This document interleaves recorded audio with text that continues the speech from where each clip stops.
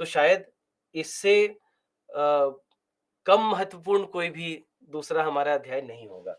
यहाँ पर से प्रश्न लगभग नहीं पूछे जाते हैं और ना ही मेरी उम्मीद है कि शायद आगे भी यहाँ से प्रश्न नहीं पूछे जाएँगे। अ, अगर जैसे मान लीजिए पिछले 15 साल के भी अगर मैं प्रश्नों को उठा लूँ, तो 15 साल के प्रश्न अगर आप उठा लेंगे तो 15 वर्ष मिलाकर आपकी प्रारंभिक परीक्षा में एक भी प्रश्न यहाँ से नहीं पूछा गया है। 15 वर्ष मिलाकर आपकी मुख्य परीक्षा में केवल एक प्रश्न यहाँ से पूछा गया है, बस। तो आगे भी इसीलिए उम्मीद है कि यहाँ से प्रश्न नहीं पूछे जाएँगे, लेकिन अब क्योंकि हमारे पाठ्यक्रम का हिस्सा है तो पढ़ना तो है ही। तो छोटा-सा चैप्टर है, क्या-क्या पढ़ना है इसको समझते हैं कि किस प्रकार से रोबोट का उपयोग किया जाता है। तो रोबोटिक्स का मतलब क्या होता है? रोबोटिक्स तो को आप कह सकते हैं कि विज्ञान एवं अभियांत्रिकी का एक बहुविषयक क्षेत्र है, जो कि विभिन्न क्षेत्रों में यांत्रिक रोबोट के डिज़ाइन, निर्माण और उपयोग को समर्पित है। ठीक है? तो रोबोट जहाँ पर भी रोबोट का उपयोग किया जाए तो रोबोटिक्स वही क्षेत्र हो जाता है। अब रोबोट क्या होता है सबसे पहले ये समझते हैं कि आखिर कैसे कब हम किसी भी एक उपकरण को या एक मशीन को हम रोबोट कब कह सकते हैं। तो रोबोट के बारे में ये समझिए सबसे पहले कि आखिर रोबोट क्या होता है। तो रोबोट को लेकर के सबसे पहले आइजैक एसिमोव नामक एक वैज्ञानिक ने रोबोटिक्स के 3 नियम दिए थे। ठीक है? उन्होंने 3 नियम यहाँ पर दिया था और ये 3 नियम जो उन्होंने दिया था, वो सारे ये जो तीनों नियम हैं, ये एक प्रकार से कह लीजिए कि उद्योगों के लिए एक दिशा निर्देश के रूप में आप देख सकते हैं। तो नियम से ज़्यादा आप इन्हें दिशा निर्देश के रूप में देखें। और मैं इसलिए कह रहा हूँ कि इसे दिशा निर्देश के रूप में देखना चाहिए, क्योंकि नियम इसलिए नहीं है क्योंकि ऐसा तो नहीं है कि इसका उल्लंघन कोई नहीं कर सकता। लेकिन अगर इन दिशा निर्देशों का पालन किया जाए, तो रोबोट से हमें कोई हानि नहीं होगी, यानी मानव को कोई हानि नहीं होगी। तो इसीलिए ये 3 नियम उन्होंने दिए थे। तो पहला नियम क्या है? एक रोबोट किसी इंसान को नुकसान नहीं पहुँचा सकता या निष्क्रियता से किसी इंसान को नुकसान नहीं या खुद से सक्रिय होकर भी नुकसान नहीं पहुंचाए और अपनी निष्क्रियता के कारण भी नुकसान ना पहुंचने दे। ठीक है? तो या तो ऐसा नहीं होना चाहिए कि कोई रोबोट सीधे-सीधे आप पर हमला कर दे, तो वो होगा कि अगर वो सक्रिय रूप से आपको नुकसान पहुंचा रहा हो। और दूसरा है कि आपको कुछ हानि होने वाली है, आप पर कुछ दुर्घटना होने वाली है, लेकिन रोबोट वहां पे रहते हुए भी इसके बारे में कुछ ना कर पाए। तो रोबोट को हमेशा किसी एक इंसान के किसी मानव के स्वास्थ्य का ध्यान रखना होगा, उनका हमेशा ध्यान से रखना चाहिए। तो ये उन्होंने पहले कहा। उसके बाद फिर कहा कि मनुष्य द्वारा दिए गए आदेशों का पालन करना है, लेकिन अगर ऐसे आदेश पहले नियम के साथ टकराते हैं, तब नहीं करना। यानी मान लीजिए कि मैंने अगर रोबोट को कोई एक निर्देश दिया, तो रोबोट को उस निर्देश का पालन तो करना है, लेकिन वैसी अवस्था में नहीं करना जहां पर इस दिशा निर्देश का पालन करते हुए किसी और को हानि पहुंचाना हो, यानी किसी और व्यक्ति को हानि पहुंचाया जाए, तो वो नहीं करना है। और तीसरा क्या है कि रोबोट को अपने अस्तित्व की रक्षा तब तक करनी है जब तक कि ऐसी सुरक्षा पहले या दूसरे नियम के साथ ना टकराए। यानी अपने अपना तो संरक्षण करना है, अब अपने अस्तित्व की रक्षा करनी है, लेकिन अपने अस्तित्व की रक्षा करने में किसी मानव को कोई नुकसान नहीं पहुंचना चाहिए। तो ये 3 नियम उन्होंने दिए। तो इसको हम लोग रोबोटिक्स के 3 नियम के रूप में जानते हैं। लेकिन जैसे मैंने आपको कहा कि नियम की जगह इसे आपको दिशा निर्देश के रूप में देखना चाहिए। अब हम देखते हैं कि रोबोट के घटक क्या-क्या हैं, कि कब हम कहते हैं कि कोई कोई भी एक जो मशीन है, कोई भी उपकरण है, वो रोबोट कब कहला सकता है। तो कुछ महत्वपूर्ण इसके घटक होते हैं, तो समझते हैं कि आखिर क्या-क्या घटक हैं और इन घटकों का काम क्या है, इन घटकों का क्या कार्य है, इस बात को समझते हैं। तो सबसे महत्वपूर्ण जो भाग है, वो होता है कंट्रोलर यानी नियंत्रक।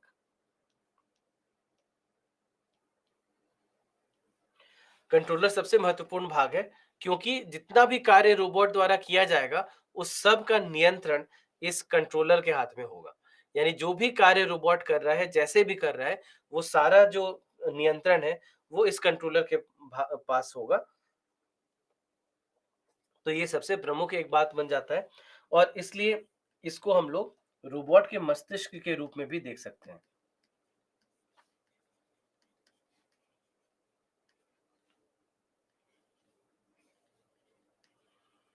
इसको हम रोबोट के मस्तिष्क के रूप में भी देख सकते हैं।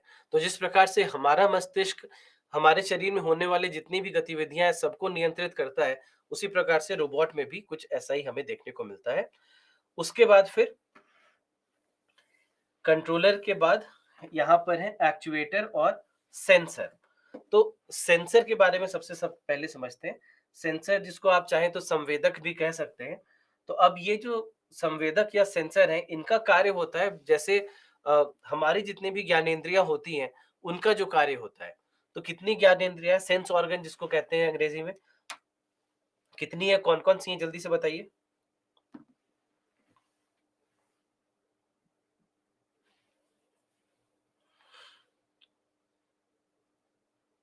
हाँ, कितनी है का तो उत्तर ज्यादातर लोगों ने सही दिया। कौन कौन सी है ये बताइए।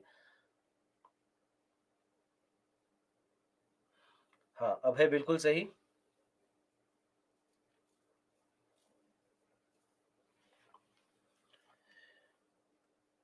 हाँ, आशुतोष बिल्कुल सही, शिवा बिल्कुल सही, रजनीश बिल्कुल सही।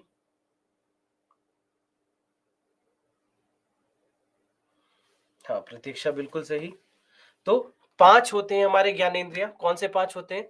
आँख है, जैसे आप लोगों ने लिखा भी है कि आँख है, नाक है, त्वचा है, जीभ है और कान है ना?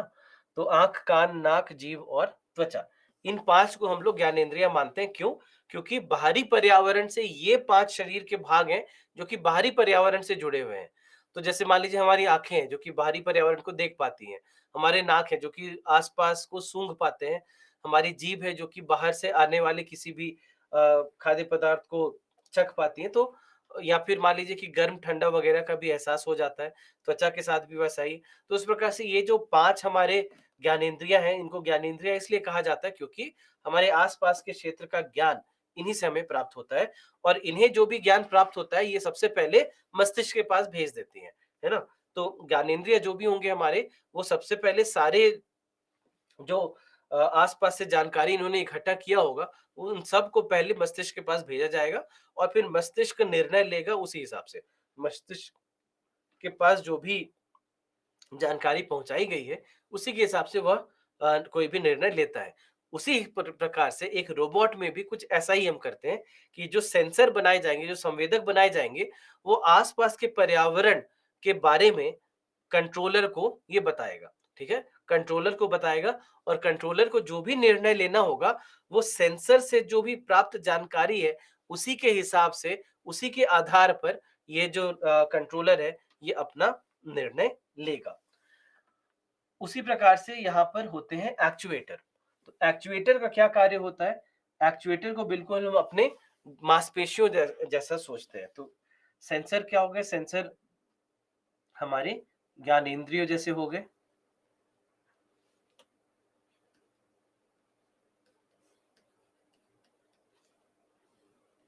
ठीक है, और एक्चुएटर को हम क्या कह रहे हैं कि ये हमारी मांसपेशियों जैसे हो गए। अब यहाँ पर ये मुझे बताइए कि हमारे शरीर में जो मांसपेशियां होती हैं, इनका क्या कार्य होता है?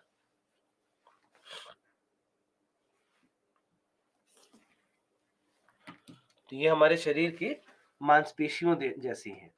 तो मांसपेशियों का क्या कार्य होता है?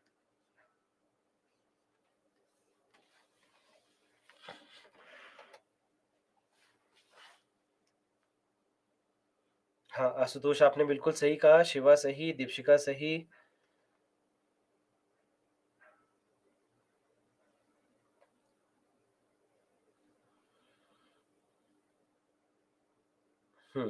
अनुराग आपने भी बिल्कुल सही लिखा है।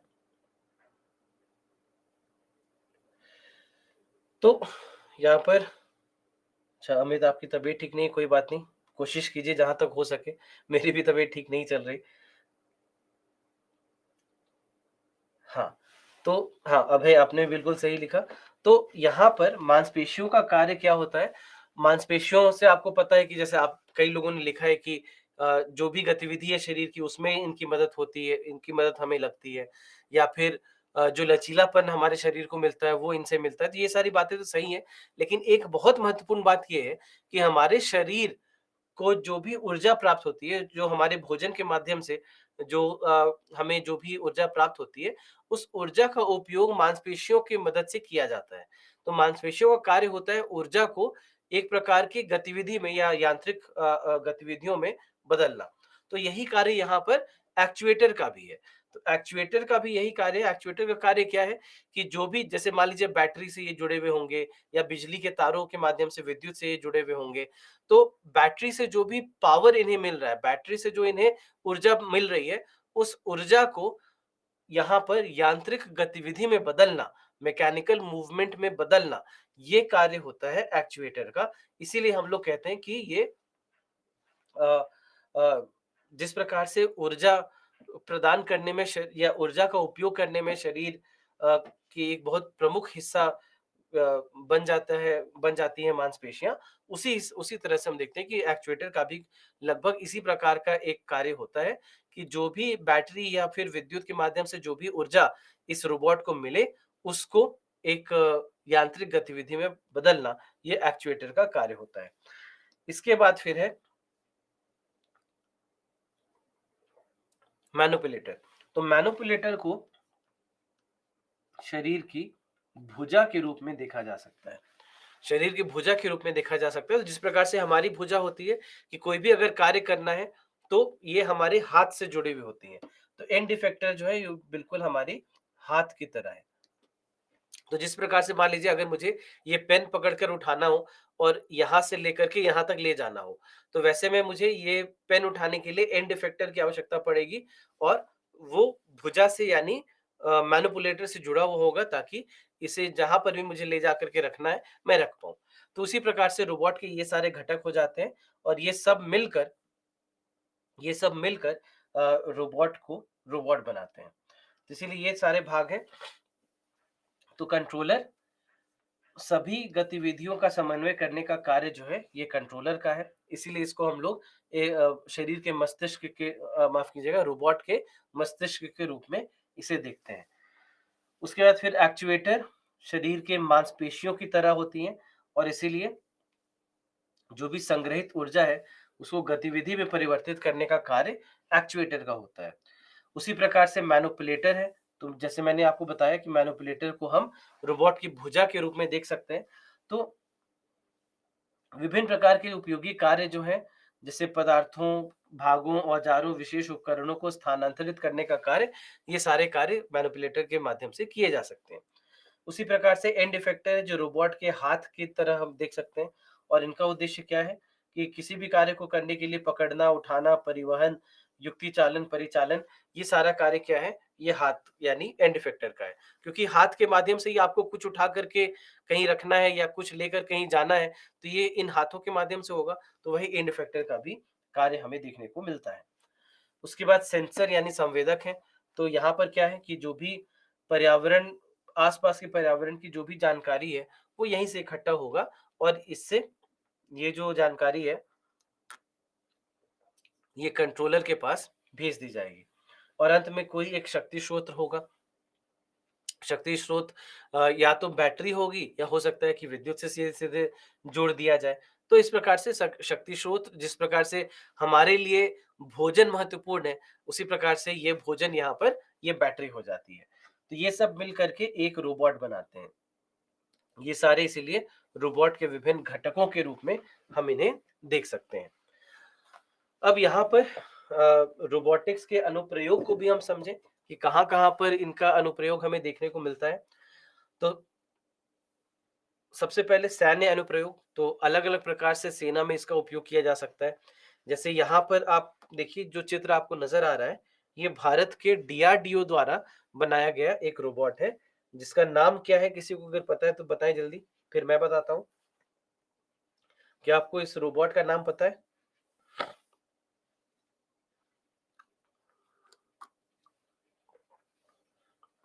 हाँ, दीक्षा दीक्षा सही कहा आपने, मनोज बिल्कुल सही,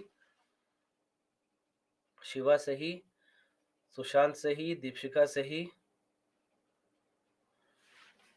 शबनम, सुषमा, रोशनी सही। चलिए, सब लोग बिल्कुल सही उत्तर दे रहे हैं। इसका नाम है दक्ष।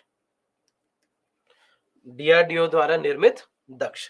तो देखिए, देखने में रोबोट जैसा नहीं लग रहा है, तो हर समय ज़रूरी नहीं है कि रोबोट बिल्कुल चलते-फिरते इंसान जैसे दिखें, जैसे हमें फ़िल्मों में दिखाया जाता है कि रजनीकांत जब रोबोट बनते हैं, तो रजनीकांत बिल्कुल चलते-फिरते रोबोट बनते हैं। तो हमेशा रोबोट जो है बिल्कुल इंसानों जैसे दिखे, ऐसा आवश्यक नहीं है। जब भी किसी भी मशीन में ये जो 5 अलग-अलग घटकों की हमने बात की, यदि ये सारे घटक कहीं पर हैं, तो उनको आप रोबोट कह सकते हैं। अगर ये सारे घटक मिल कर के कोई कार्य कर रहे हैं, किसी भी एक मशीन या उपकरण में, तो आप उसको रोबोट कह सकते हैं। तो इसीलिए यहाँ पर दक्ष जो है, हालाँकि दिखने में रजनीकांत जैसा नहीं है, लेकिन फिर भी इसे भी आप रोबोट कह सकते हैं। तो ये जो दक्ष जो बनाया गया है, इसको खोज और बचाव कार्य के लिए बनाया गया है। तो ये डीआरडीओ द्वारा इसे बनाया गया है और ये खोज एवं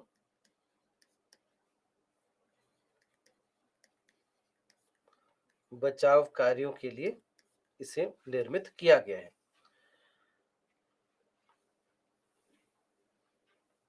इसके बाद फिर औद्योगिक अनुप्रयोग हमें देखने को मिलते हैं। तो जैसे ये एक बहुत ही प्रसिद्ध रोबोट है जिसका नाम है स्कारा। स्कारा रोबोट है जिसको कि एक रोबोट की भुजा के रूप में इसे देखा जाता है। जो स्कारा रोबोट है, इसको एक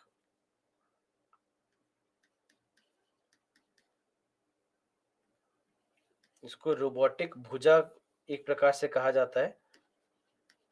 तो इसका भी उपयोग जो है हमने देखा है कई सारे उद्योगों में इसका प्रयोग भी किया जाता है। साथ ही साथ कृषि अनुप्रयोग भी हैं। तो कृषि अनुप्रयोग किस प्रकार से, अब जैसे मान लीजिए कि हल है या ट्रैक्टर वगैरह है, उसको भी रोबोट के माध्यम से चलाया जा सकता है। उसको भी ऑटोमैटिक बनाया जा सकता है। तो वहाँ पर कर सकते हैं, फिर मृदा के विश्लेषण में उपयोग किया जा सकता है, बीज के रोपण के लिए इसका उपयोग किया जा सकता है। तो अलग-अलग प्रकार से खरपतवार के नियंत्रण के लिए ड्रोन का उपयोग कर सकते हैं, तो ड्रोन का उपयोग भी एक प्रकार से कृषि अनुप्रयोग माना जाएगा। तो इस प्रकार से रोबोट का उपयोग अलग-अलग प्रकार से हम यहाँ पर कर सकते हैं। उसके बाद फिर चिकित्सा विज्ञान में उपयोग किया जा सकता है। याद कीजिए हमने नैनो प्रौद्योगिकी अभी पढ़ा, तो वहाँ पर हमने नैनो रोबोट की बात की। हमने नैनो रोबोट की बात की, तो नैनो रोबोट क्या है? एक प्रकार का रोबोट ही है जो कि शरीर में किसी भी औषध पहुँचाने के लिए इसका उपयोग कर सकते हैं। साथ ही साथ अ, सर्जिकल रोबोट होते हैं, पुनर्वास रोबोट होते हैं, टेलीप्रेजेंस रोबोट होते हैं, तो अलग-अलग प्रकार के रोबोट को बनाया जा सकता है, जिसको चिकित्सा के क्षेत्र में हम चाहें तो उसका प्रयोग किया जा सकता है। तो जैसे सर्जरी करने के लिए भी आज हम देखते हैं कि रोबोट का उपयोग किया जाता है कई स्थानों पर। तो सर्जरी करने के लिए कैसे उपयोग करेंगे? तो सर्जिकल रोबोट कहा जाता है इनको, जो कि बिल्कुल एक ऐसी मशीन, ऐसी रोबोट होती है जो कि सर्जरी में उपयोगी होती है। तो भारत में भी हमने देखा कि कई सारे अब बड़े-बड़े अस्पताल हैं, जहाँ पर इस प्रकार के रोबोट अब उनके पास उपलब्ध हैं। फिर नैनोबॉट यानी नैनो रोबोट की जो हमने बात की, तो वो भी एक प्रकार के रोबोटिक अनुप्रयोग के रूप में देखे जाएँगे। उसके बाद है बाहरी अंतरिक्ष का अनुप्रयोग। ये भी एक, यहाँ पर हमने देखा है कि आज के दिन में कई सारी जो अंतरिक्ष एजेंसियाँ हैं, ये अंतरिक्ष एजेंसियाँ भी रोबोट पर कार्य कर रही हैं, ताकि वो इंसानों की जगह अगर संभव हो तो रोबोट को भेजा जाए सारे अंतरिक्ष मिशन में।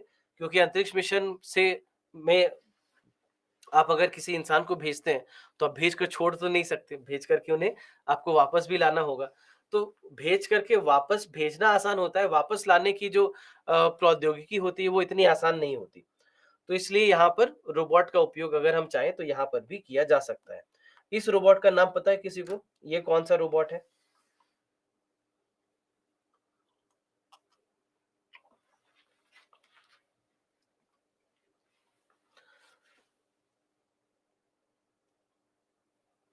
हाँ, आकाश, मनीषा, अनुराग, देवेंद्र, आशुतोष, साइबी, शिवा, रोशनी, चलिए सब लोग बिल्कुल सही उत्तर दे रहे हैं।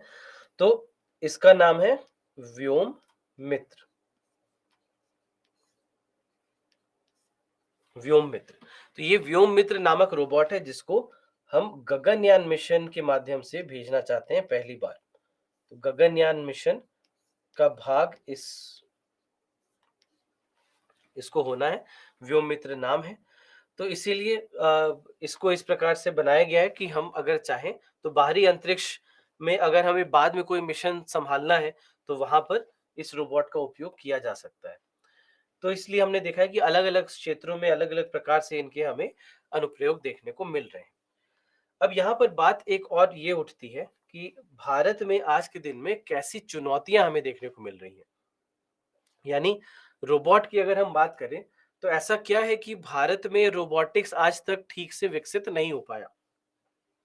विभिन्न क्षेत्र जहां पर अगर हम चाहते तो रोबोट का उपयोग कर सकते थे लेकिन हम उपयोग नहीं करते। क्यों नहीं करते? क्या समस्याएं रही हैं? पहला, विनिर्माण पारितंत्र का अभाव यहाँ पर रहा है, क्योंकि जब तक हम इस प्रकार के एक पारितंत्र को विकसित नहीं करेंगे तब तक यहाँ पर हम विनिर्माण शुरू नहीं कर सकते, मैन्युफैक्चरिंग हम शुरू नहीं कर सकते। और अगर बड़े पैमाने पे हमें करना है तो उसके लिए हमें तैयारी पहले करनी होगी, तो वो तैयारी आज तक हमने नहीं देखी। साथ ही साथ किसी भी प्रकार का वित्तीय प्रोत्साहन कभी रोबोटिक्स को नहीं मिला। और इसके पीछे है एक बहुत बड़ा डर, और बहुत बड़ा डर ये है कि रोबोट के आने से नौकरियां जाएंगी। और ये डर, आप ये नहीं कह सकते कि ये डर गलत है, ये डर बहुत हद तक सही भी है कि रोबोट के आने से कई सारी नौकरियां जा सकती हैं, कई सारी नौकरियों पर खतरा पड़ सकता है। और इसीलिए, और ये बात लोगों को भी ठीक से पता है ही, तो इसीलिए कोई भी सरकार इस प्रकार का जोखिम नहीं उठाना चाहती। तो इसीलिए पिछले 30-40 साल में हर तरह की सरकार आ चुकी है, लेकिन किसी भी सरकार ने रोबोट को लेकर या रोबोटिक्स को लेकर के कोई भी ऐसे कोई योजना नहीं बनाई, ना इसे कोई बजट दिया, ना इसे कोई वित्तीय प्रोत्साहन दिया। किसी किसी निजी कंपनियों को अगर अपने लिए करना है तो वो करे, सरकार से कोई मदद नहीं मिलेगी। तो इसीलिए आप देखेंगे कोई भी सरकार है, वो रोबोटिक्स के बारे में इस प्रकार से बात नहीं करती कि लोगों में एक डर बैठ जाए, और फिर हो सकता है फिर सबको अपना-अपना चुनाव तो प्यारा होता ही है। तो इसलिए चाहे इस पार्टी की सरकार आए, चाहे उस पार्टी की सरकार आए, कोई भी इस प्रकार का जोखिम उठाना नहीं चाहती, क्योंकि 5 साल में हर बार इलेक्शन तो लड़ना ही है। और 5 साल में इलेक्शन क्या, हर हर साल किसी न किसी राज्य में तो चुनाव होता ही है। तो ये डर तो किसी भी राजनेता को रहेगा। तो इसलिए वित्तीय प्रोत्साहन कभी रोबोट को दिया ही नहीं गया। और क्योंकि उसके पहले बहुत कार्य करना पड़ता है कि अगर किसी की नौकरी जाने वाली है, तो सरकार को ही सुनिश्चित करना होगा कि उनकी नौकरी या तो ना जाए, या तो आप उन्हें कहीं और प्रशिक्षित कीजिए। इस प्रकार से प्रशिक्षित कीजिए कि कहीं और या तो वो काम करने लग जाएँ, या कम से कम रोबोट के साथ वो कारखानों में कार्य करने की क्षमता रखें, रोबोट का प्रबंधन करने की क्षमता रखें। तो उनको प्रशिक्षण पहले देना होगा। तो अच्छे बैठ कर के आपको ये सब कुछ कदम कैसे उठाने हैं, इसके बारे में बैठ कर के सोचना होगा। तो इतना आसान नहीं होता, और इसलिए सारी सरकारें दूर रहती हैं। उसके बाद फिर आवश्यक ज्ञान का अभाव है। तो ज्ञान का अभाव इसलिए भी है क्योंकि हमने इसके ऊपर बहुत ज़्यादा कार्य कभी किया ही नहीं है। तो हमने कभी स्कूलों, कॉलेजों में भी इसे बहुत ज़्यादा पढ़ाया नहीं है। तो इसीलिए ज्ञान का अभाव रह जाता है। तो अब जैसे मान लीजिए कि रोबोट के बारे में तो आप सुनते हैं, लेकिन रोबोट के बारे में पढ़ते कब हैं आप? रोबोट के बारे में अगर आप विज्ञान से भी हैं, मान लीजिए कि आपने अपनी ग्रेजुएशन साइंस से भी की है या इंजीनियरिंग से भी की है, तब भी शायद आपने रोबोटिक्स शायद नहीं ही पढ़ा होगा। या अगर आप इलेक्ट्रॉनिक्स इंजीनियर होंगे या फिर कंप्यूटर साइंस इंजीनियर होंगे, तो हो सकता है थोड़ा-थोड़ा रोबोटिक्स आपको पढ़ने को मिला होगा। तो जब तक बिल्कुल अ जब तक आप बिल्कुल वहाँ तक पहुँच नहीं जाते, अपनी डिग्री तक नहीं पहुँच जाते, तब तक रोबोटिक्स के बारे में आप सुनते भी नहीं हैं। तो वैसे में तो आपको पढ़ाया नहीं जा रहा है, बाकी तो विज्ञान के कुछ-कुछ भाग हैं जिनके बारे में आपको स्कूल में, कॉलेज में कहीं न कहीं पढ़ा दिया जा रहा है। तो यहाँ पर तो दिक्कत यहीं पर आ जाती है कि आवश्यक ज्ञान का अभाव क्यों है? क्योंकि आपको पढ़ाया नहीं जा रहा। तो अभी तो आपकी विवशता है यहाँ पर कि आपको बैठ कर के रोबोटिक्स पढ़ना पड़ेगा, क्योंकि आपके पाठ्यक्रम में है, यूपीएससी के पाठ्यक्रम में है। नहीं तो फिर कहीं पर कहाँ हमें देखने को मिल रहा है रोबोटिक्स। तो ये एक दिक्कत है। तो इसीलिए अगर हम चाहते हैं कि भारत में रोबोटिक्स से संबंधित अगर हम भविष्य बनाना चाहते हैं, तो हमें सबसे पहले समझना होगा कि आखिर कैसे उपयोग करें और कहाँ उपयोग करें, ताकि इसका उपयोग करके भारत को आर्थिक लाभ मिले, लेकिन साथ ही साथ यहाँ पर लोगों की नौकरियां भी बचाई जा सके। इन दोनों बातों को साथ-साथ लेकर के हमें चलना होगा, अगर हम रोबोट के साथ एक बेहतर भविष्य भारत में अगर बनाना चाहते हैं। तो उसके लिए सबसे पहले फर्स्ट वेव टेक्नोलॉजी की पहचान करनी होगी। तो फर्स्ट वेव टेक्नोलॉजी का अर्थ होता है कि आपको सबसे पहले वह क्षेत्र चुनना होगा जहां से आप रोबोटिक्स की शुरुआत करना चाहते हैं। ठीक है? तो उस क्षेत्र की पहचान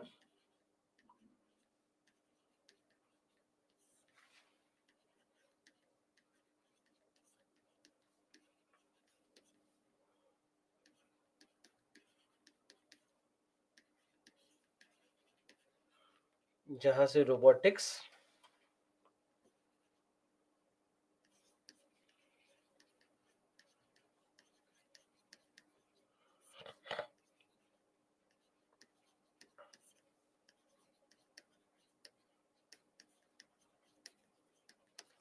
जहाँ से हम रोबोटिक्स की शुरुआत करना चाहते हैं, तो उसको फर्स्ट वेव टेक्नोलॉजी कहा जाता है, कि कहाँ से आप शुरू करेंगे।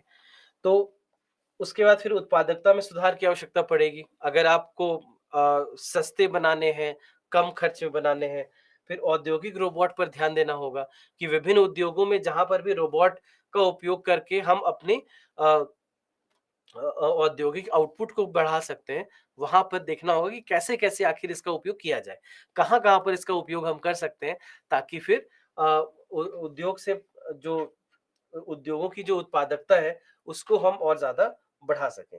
फिर शैक्षणिक सहायता की आवश्यकता पड़ेगी, जो मैंने अभी आपको बताया कि इतना ज़्यादा विशेषीकृत ये भाग हो जाता है, शाखा ये हो जाती है कि जब तक आप बिल्कुल एक विशेष शाखा तक पहुँच ना जाएँ, तब तक आपको रोबोटिक्स के बारे में कुछ भी सुनने को नहीं मिलता।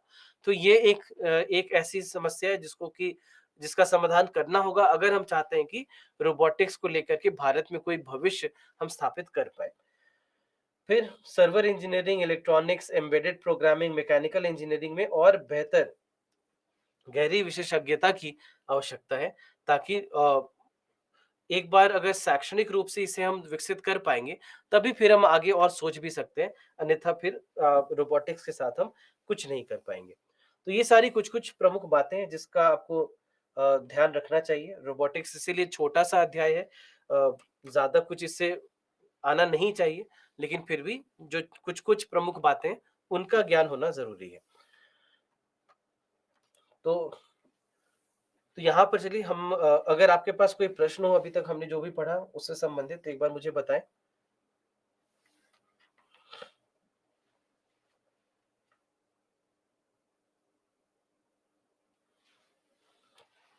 तो यहीं पे हम लोग ब्रेक ले लें क्या?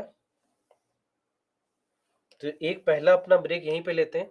तो एक बार दोबारा मैं बता दूँ कि आज जो मैंने आपको शुरुआत में बताया था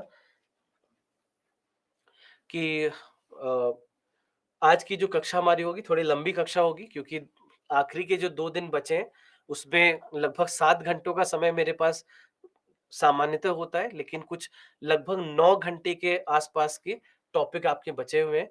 तो 2 घंटे अतिरिक्त मुझे चाहिए, तो 1 घंटा अतिरिक्त आज मैं ले लूँगा और 1 घंटा अतिरिक्त मैं कल ले लूँगा।